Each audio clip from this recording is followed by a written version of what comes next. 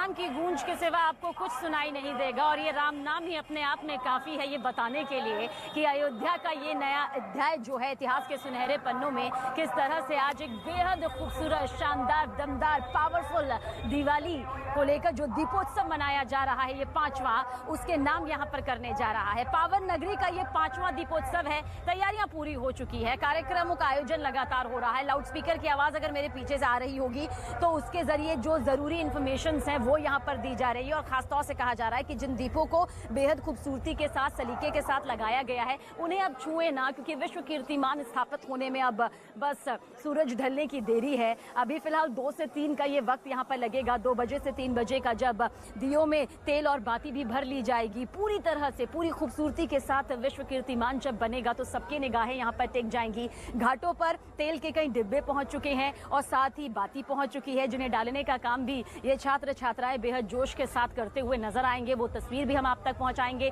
इन छात्र छात्राओं से और इन वॉलंटियर से हमारी खूब बातचीत हुई। इनके अंदर वो जोश नजर आया जो इस सजावट में अपनी महत्वपूर्ण भूमिका निभाता हुआ दिखाई देता है। सीएम योगी आदित्यनाथ ने जिस तरह से दीपोत्सव की शुरुआत की, ये इसका एक नजारा भर है, क्योंकि अभी तो शाम 6 बजे से 6:30 के बीच जो दीपोत्सव की तस्वीर आएगी वो वाकई ये बता देगी कि किस तरह से आज सिर्फ अयोध्या नगरी रोशन नहीं होगी, बल्कि अयोध्या नगरी जब रोशन होगी तो वो पूरे हिंदुस्तान में अपनी लौ फैलाएगी, राम संदेश यहाँ पर देगी, वो संदेश देंगी जो कि आदर्श प्रभु श्री राम अपने साथ लेकर हमेशा से चलते रहे। सीढ़ियां हो या फिर सपाट जगह हो या फिर कोई भी घाट हो, क्योंकि हर घाट को एक नंबर यहाँ पर मिला हुआ है जिसे क्रमांक कहा जाता है। तो पहले मैं घाट नंबर 18 में थी, फिर 17 में आई और बाकी घाटों का भी हमने मुआयना यहाँ पर किया है। पूरी तरह से यहाँ पर सजावट हो चुकी है। बस इंतजार उस वक्त का है जब इसे प्रज्वलित किया जाएगा और इसमें न्यूज़ 18 इंडिया दर्शकों के नाम का भी दिया यहाँ पर जरूर जलाएगी। और सीएम योगी आदित्यनाथ ने देशवासियों को अयोध्या दीपोत्सव की ढेरों बधाइयां दी। सुनिए आप भी।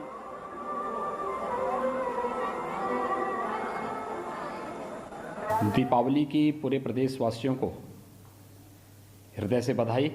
यह पर्व भारत की सनातन धर्म की परंपरा का एक महत्वपूर्ण पर्व है। अयोध्या में इस वर्ष दीपोत्सव पर 9 लाख दीपक प्रज्वलित होंगे। ये 9 लाख उन घरों का प्रतीक है जिन्हें प्रधानमंत्री आवास योजना शहरी में गृह प्रवेश अब तक कराया जा चुका है।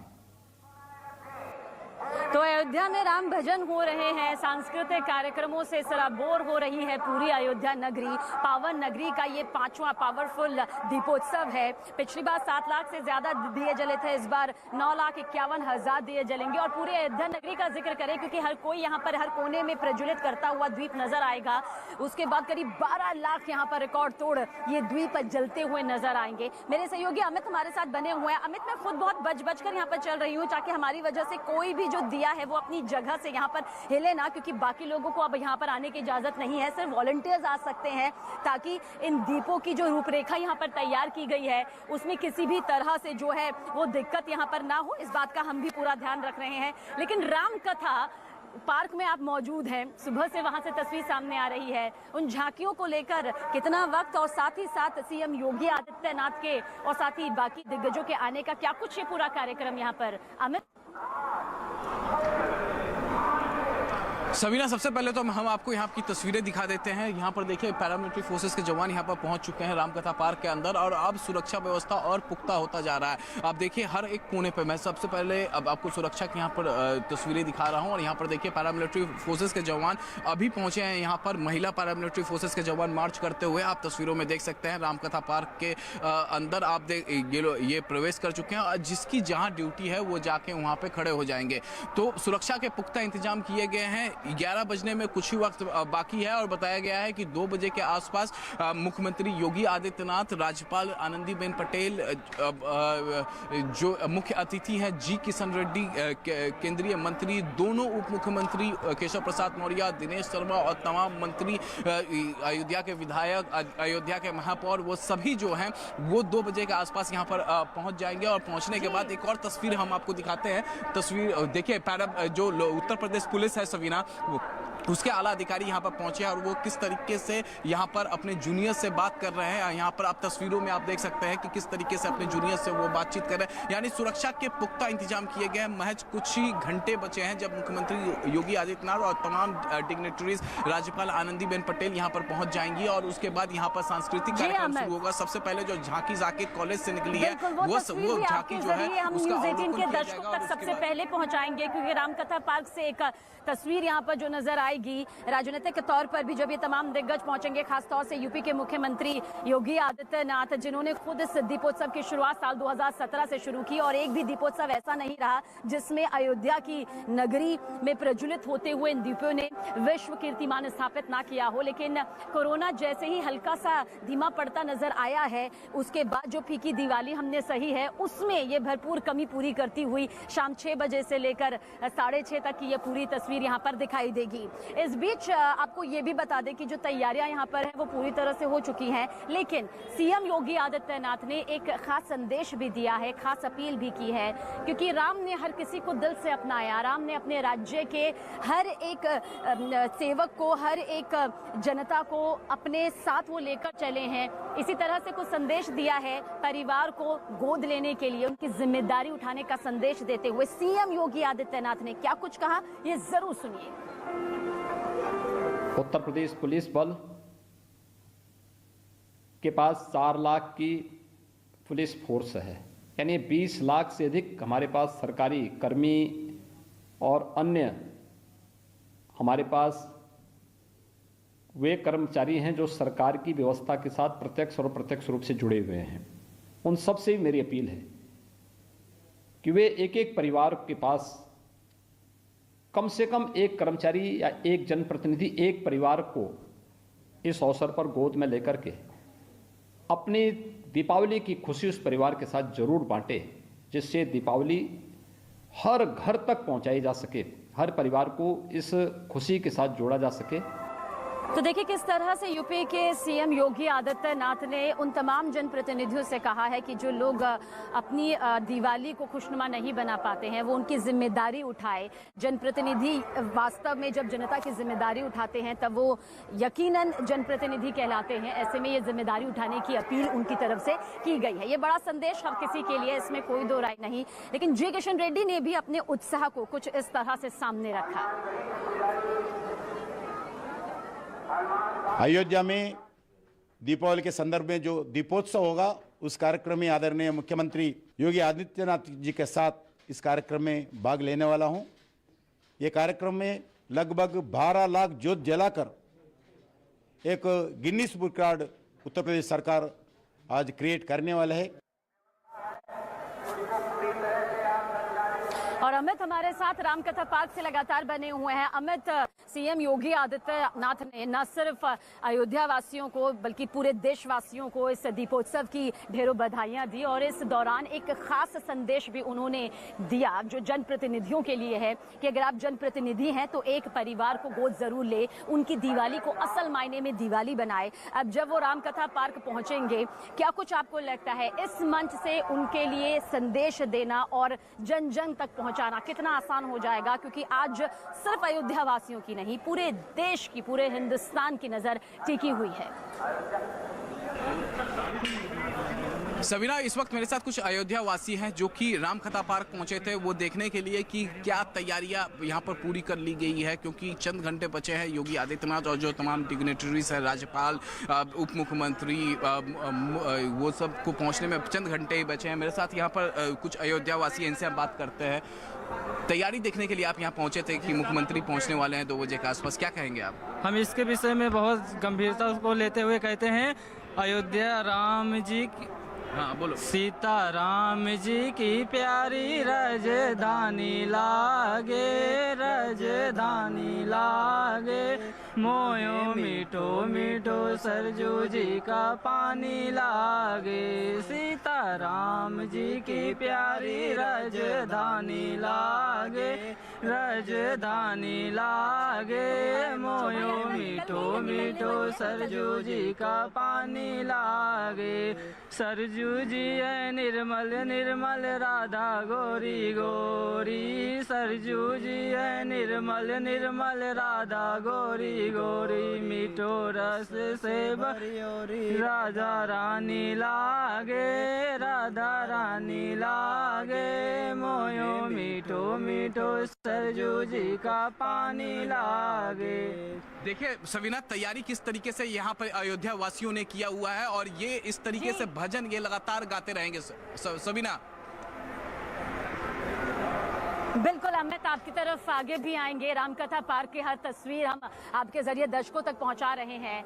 युवा देश का भविष्य कहे जाते हैं क्योंकि ये एक ऐसी नींव है जिन्हें आप जितना खूबसूरती से सींचेंगे देश का भविष्य उतना ही सुनहरा होगा। ऐसा हम इसलिए कह रहे हैं क्योंकि जिन 14,000 वॉलंटियर्स का हम जिक्र कर रहे हैं ना, उनमें छात्र छात्राओं की तादाद बहुत ज्यादा है। वो जोश है, वो जुनून, जज्बा, हौसला बुलंदियों पर आपको नजर आएगा कि राम नाम के साथ ये बस आगे बढ़ते चले गए और अपने लक्ष्य से ज्यादा उन्होंने अपने घाटों पर जो उन्हें अलॉट किए गए थे वहां पर दिए लगाए।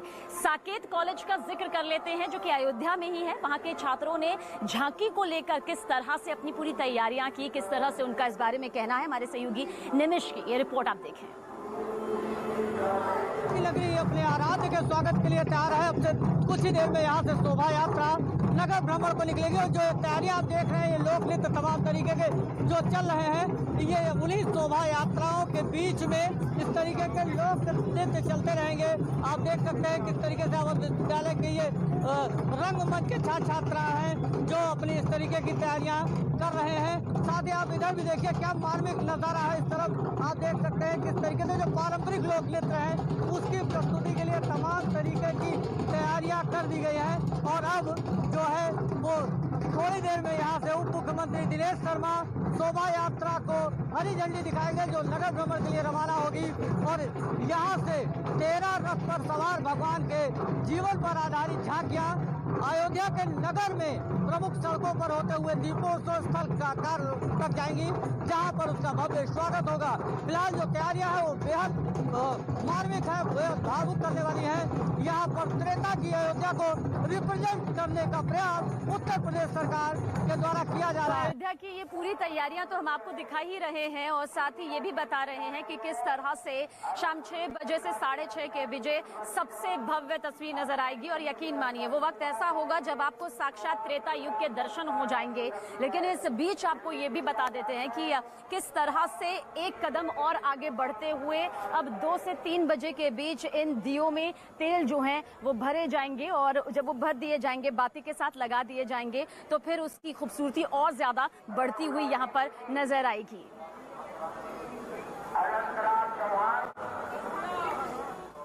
उगते सूरज के साथ आज अयोध्या नगरी एक नया इतिहास रचने के लिए तैयार है। इस वक्त मैं मौजूद हूं अयोध्या नगरी में ही और मैं आपको सीधी तस्वीरें दिखाना चाहता हूं कि किस तरीके से सुरक्षा के पुख्ता इंतजाम आज किए गए हैं। देखिए यहाँ तस्वीरों में उत्तर प्रदेश पुलिस के जवान यहाँ पर मौजूद हैं और यही वो सड़क है। इसके आगे थोड़ा सा आगे हम जाएंगे, तकरीबन 1.5 किलोमीटर आगे तो रामकथा पार्क है जहाँ पर राज्य अभिषेक करेंगे भगवान राम का मुख्यमंत्री योगी आदित्यनाथ। और उसके आगे जाएंगे नया घाट होते हुए राम की पैड़ी पहुंच जाएंगे जहां पर दीपोत्सव मनाया जाएगा।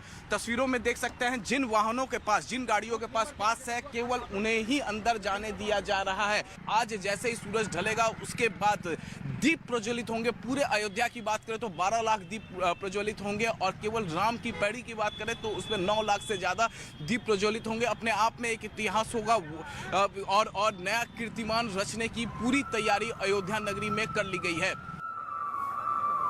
और हमें जिस तरह से बता रहे हैं कि सिक्योरिटी के ये क्या कुछ पूरे इंतजाम है, कई लेयर्स में सिक्योरिटी की गई है, सिर्फ बाहर की तरफ नहीं बल्कि हर घाट में सिक्योरिटी, जो सुरक्षा के जवान हैं वो आपको तैनात नजर आ जाएंगे जो कि पूरी जिम्मेदारी के साथ एक्टिव मोड पर है। और तब तक वो जरूर रहेंगे जब तक कि पूरा दीपोत्सव यहाँ पर संपन्न नहीं हो जाता है। और सब कुछ यहाँ पर व्यवस्थित रखना भी एक बड़ी जिम्मेदारी है जिसमें हर कोई अपनी महत्वपूर्ण भूमिका निभा रहा है। लेकिन इस बीच पोशाक का जिक्र कर लेना जरूरी है क्योंकि रामलला को नए पोशाक यहाँ पर भेंट किए गए हैं और रामलला के लिए भी खास पोशाक बनकर तैयार की गई है। किस पोशाक का जिक्र कर रहे हैं, किसकी ये खासियत है और किसने ये भेंट किया है, जरूर देखें। कैसा ये पोशाक जो तैयार किया है दीपोत्सव के लिए, क्या है, क्या विशेषता है इस पोशाक की? देखिए, अब की बार के जो पोशाक हैं तो हरे रंग की पोशाक है, लेकिन इसमें प्रमुख 9 रंगों का विशेष महत्व है। 9 रंगों से अलंकृत है, अर्थात 9 ग्रहों का जो प्रतीक है उसमें सारे रंगों का इसमें समायोजन है। पिछली बार भूमि पूजन भी बुधवार को था और अब की बार दीपोत्सव भी इत्तेफाक है कि बुधवार पड़ रहा है, तो पोशाक का रंग तो हरा ही रहेगा, हरा है। और इस पोशाक के माध्यम से हम रामलला से ये प्रार्थना करते हैं कि हमारे प्रधानमंत्री जी का जो प्रयास है वह सफल हो, उनका उत्तम स्वास्थ्य बना रहे। खबरों में आगे बढ़ते हैं। दिल्ली में दिवाली से एक दिन पहले प्रदूषण बहुत ही खराब स्तर पर पहुंच चुका है। दिल्ली के अक्षरधाम और उसके आसपास के इलाकों में धुंध छाई हुई है। दिवाली के बाद में प्रदूषण का स्तर और गिर सकता है। दिल्ली का औसत AQI यानी कि एयर क्वालिटी इंडेक्स 309 पर पहुंच चुका है, जो बहुत खराब स्तर पर आता है। ये तस्वीर जरा आप देखिए, अक्षरधाम मंदिर के आसपास की तस्वीर हम आपको दिखा रहे हैं। किस तरीके से सफेद चादर छाई हुई है, आसमान में प्रदूषण लेवल लगातार गिरता हुआ नजर आ रहा है। एयर क्वालिटी इंडेक्स जो कि 309 बताया जा रहा है राजधानी दिल्ली का, जो कि बेहद खराब श्रेणी में आता है। और ऐसे में अगर इसी तरीके की स्थिति बनती हुई नजर आई तो दिवाली के बाद ये हवा और ज्यादा जहरीली हो सकती है। दिल्ली NCR में एक बार फिर से पोल्यूशन बढ़ने लगा है।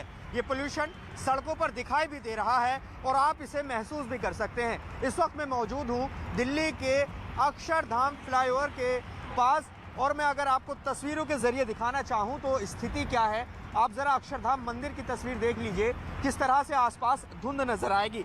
सफ़र के मुताबिक दिल्ली का मौजूदा एयर क्वालिटी इंडेक्स 309 है, जो कि वेरी पुअर कैटेगरी यानी बहुत ख़राब स्थिति श्रेणी में आता है। अब ज़रा अक्षरधाम से लगा हुआ दिल्ली मेरठ एक्सप्रेसवे की तस्वीर देख लीजिए, यहाँ पर भी किस तरह से जो धुंध है वो नज़र आ रही है। इसी से सटा हुआ जो यमुना खादर का इलाका है वहाँ की तस्वीरें देख लीजिए, हर तरफ आपको धुंध ही धुंध नज़र आएगी और ये धुंध आँखों में चुभ रही है, जलन महसूस हो रही है। एक्सपर्ट्स का कहना है कि दिल्ली में जो आज ये पोल्यूशन नज़र आ रहा है वो 90% तक जो पोल्यूशन है वो लोकल फैक्टर्स की वजह से है, मतलब स्थानीय कारण है।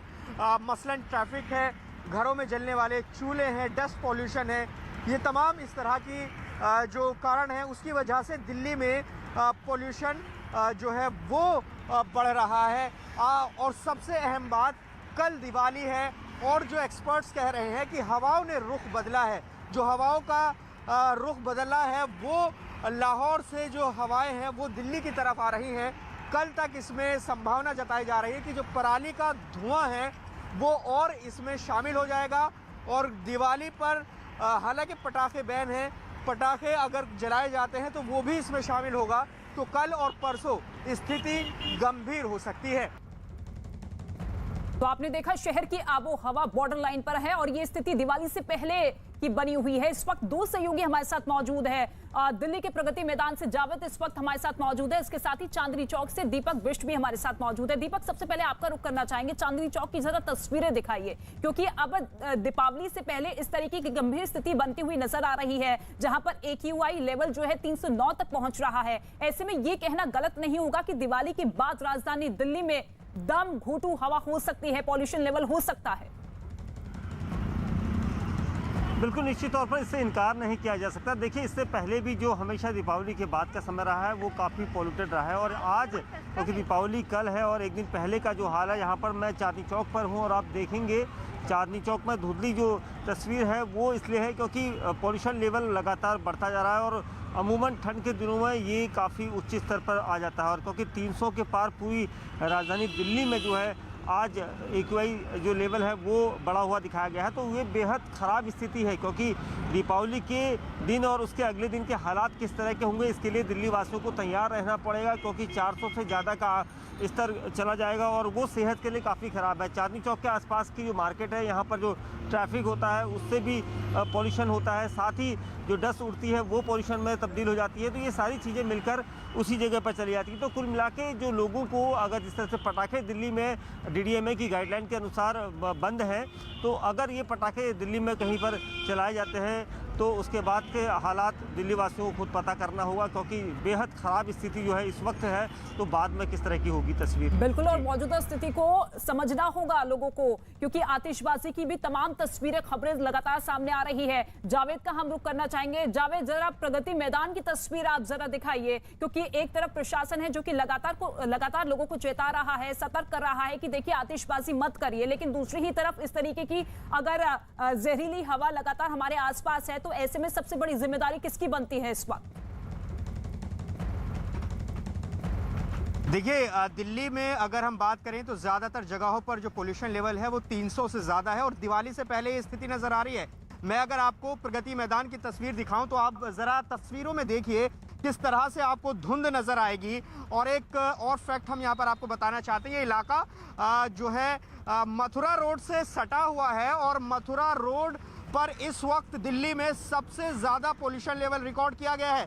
AQI 320 है और आप समझ सकते हैं कि यहाँ पर स्थिति क्या नज़र आ रही है। ये स्थिति दिवाली से पहले है।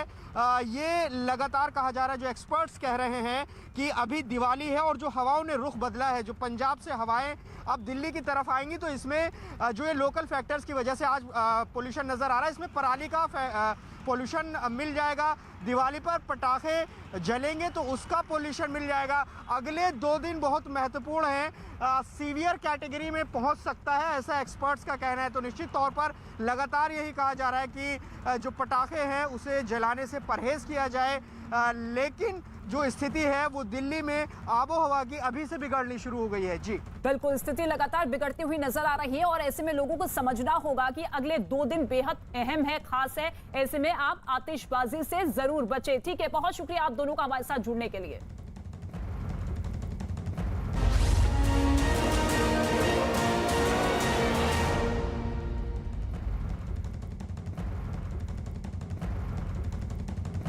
G20 समिट में हिस्सा लेने के बाद भारत लौटते ही प्रधानमंत्री नरेंद्र मोदी आज दोपहर में वैक्सीनेशन पर बड़ी बैठक करेंगे। प्रधानमंत्री मोदी कम वैक्सीनेशन कवरेज वाले 40 से ज्यादा जिलों के अधिकारियों के साथ वीडियो कॉन्फ्रेंसिंग के जरिए समीक्षा बैठक करेंगे। इनमें झारखंड, मणिपुर, नागालैंड, अरुणाचल प्रदेश, महाराष्ट्र और मेघालय के अधिकारी शामिल रहेंगे। साथ ही इन राज्यों के मुख्यमंत्री भी बैठक में जुड़े रहेंगे। खबर तो ये भी है कि प्रधानमंत्री मोदी इसी बैठक के दौरान हर घर दस्तक अभियान भी लॉन्च कर सकते हैं। इस अभियान के तहत देश में कोरोना वैक्सीन का टीका घर घर जाकर दिया जाएगा। इस अभियान के तहत उन लोगों पर भी फोकस होगा जिन्होंने तय समय बीत जाने के बाद भी वैक्सीन की दूसरी डोज नहीं ली है। तो वैक्सीनेशन पर एक्शन में प्रधानमंत्री नरेंद्र मोदी नजर आ रहे हैं। 40 जिलों के अधिकारियों के साथ आज वीडियो कॉन्फ्रेंसिंग के जरिए समीक्षा बैठक होगी। ये वो 40 जिले हैं जहां पर वैक्सीनेशन अभियान की रफ्तार धीमी पड़ती हुई नजर आई है, जहां पर ज्यादातर लोग वैक्सीन लगाते हुए नजर नहीं आए हैं और ऐसे में मौजूदा स्थिति को लेकर अधिकारियों के साथ समीक्षा बैठक पीएम मोदी करेंगे। रवि सिंह इस वक्त हमारे साथ मौजूद है। रवि, देखिए लगातार सरकार का जोर यही है कि ये अंतिम प्रहार कोरोना के खिलाफ हर घर तक पहुंचाया जाए और इसी सिलसिले में वो 40 जिले चिन्हित किए गए हैं जहां पर वैक्सीनेशन अभियान की रफ्तार धीमी होती हुई।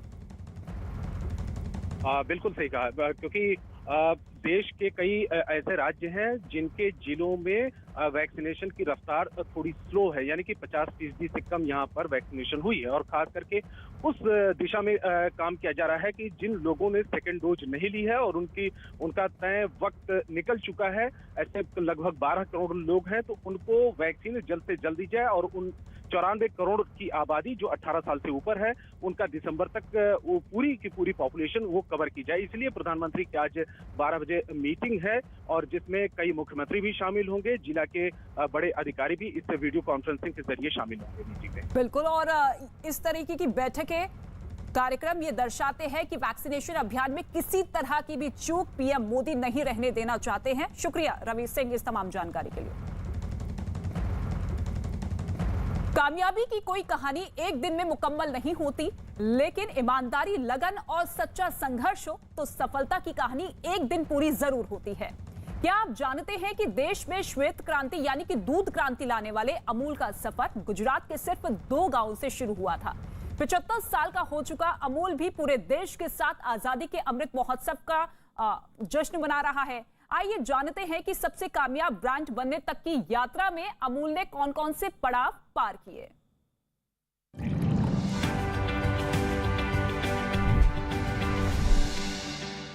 छब्बीस नवंबर 1996 को अमूल के चीज प्लांट का उद्घाटन किया योजना आयोग के तत्कालीन डिप्टी चेयरमैन प्रोफेसर मधु दंडवते ने। चीज उत्पादन के मामले में यह अमूल का पहला बड़ा कदम था। गौर करें तो पता चलता है कि अमूल सहकारी दूध आंदोलन की तरक्की की कहानी हर किसी के लिए कामयाबी की प्रेरणा बन सकती है। 2 गांवों से सफर शुरू करने के बाद धीरे धीरे निश्चित गति से अमूल ने पूरे भारत को अपना घर बना लिया।